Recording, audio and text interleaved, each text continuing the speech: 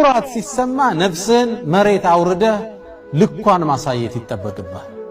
ሰይድና ዑመር ብን አልኸጣብ አንዴ በጣም ፀሐይ በሆነ ወቅት ከቤታቸው ወጡና አሰላቱል ጃሚዓ፣ ይሄ በአረቡ ትውልድ ያኔ ለትልቅ አጀንዳ ህዝብን ስትጣራ አሰላቱል ጃሚዓ፣ ሰሃባው ከየቤቱ ወጣ። በዛ ፀሐዩን ታውቁታላችሁ፣ የአረቡ ምድር ወጣ፣ ቆመ። እንደ ቆመ መልእክት ሊያስተላልፉ ነው፣ ጦርነት ሊያውጁ ይሆን? ሰሃባው ጆሮውን ጣል አድርጓል።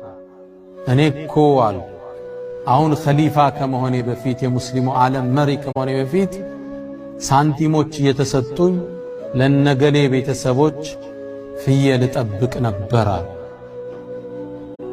ይችን ተናገሩና ተመልሰው ቤታቸው ገቡ። ሰው ተበተነ። ሰይድና ዓሊ ተከተሏቸው። የአሚር አልሙእሚኒን ምንድነው ያረከው? ራስን አዋርደህ እኮ ነው የተመለስከው አሏቸው።